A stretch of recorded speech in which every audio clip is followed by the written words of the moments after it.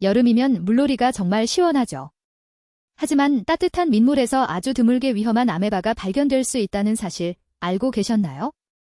오늘은 뇌먹는 아메바로 불리는 나에글레리아 파울레리 사례와 주의할 점을 정리해 볼게요. 이 아메바는 눈에 보이지 않는 단세포 생물이에요. 주로 따뜻한 민물, 예를 들면 호수나 강, 온수 수영장 같은 곳에서 발견될 수 있습니다. 몸에 들어오면 매우 드물게 뇌 감염을 일으켜 치명적일 수 있어요. 중요한 점은 물을 마셨다고 바로 감염되는 건 아니라는 거예요. 이 아메바는 코를 통해 들어가 뇌로 이동할 때 문제가 됩니다. 그래서 수영하거나 다이빙할 때 코로 물이 들어가는 상황이 위험할 수 있어요. 세계 여러 나라에서 몇 건의 사례가 보고되었지만 전체적으로는 매우 희귀합니다. 그래도 치명률이 높아 각국 보건당국이 꾸준히 경고를 하고 있어요. 드문 만큼 더 정확한 정보와 주의가 필요하죠.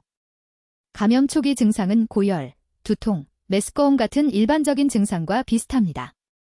시간이 지나면 목이 뻣뻣해지거나 의식이 흐려지는 등 신경계 증상이 나타날 수 있어요. 문제가 되는 건 진행 속도가 빠르다는 점입니다. 이 아메바는 따뜻한 물을 좋아해요. 특히 여름철 수온이 올라간 얕은 민물에서 더 잘 번식할 수 있습니다. 반대로 차갑고 흐르는 물에서는 활동성이 떨어지는 것으로 알려져 있어요. 예방을 위해서는 코로 물이 들어가지 않도록 하는 게 중요합니다. 다이빙이나 물속에서 격하게 움직이는 활동을 할 때 코클립을 쓰는 것도 도움이 돼요. 또 물이 탁하거나 바닥에 흙이 많은 곳에서는 주의하는 게 좋아요. 관리된 수영장은 소독 상태가 비교적 안정적이라 위험이 훨씬 낮습니다. 반면 자연 민물은 환경에 따라 관리가 어려워요. 특히 온수 온천이나 따뜻한 물이 고이는 장소는 더 신경 써야 합니다. 또 하나 중요한 부분은 코 세척입니다. 코 세척을 할 때는 반드시 끓였다가 식힌 물이나 살균된 물을 써야 해요. 수돗물도 안전할 수 있지만 지역에 따라 미생물 위험이 있으니 주의하는 게 좋습니다.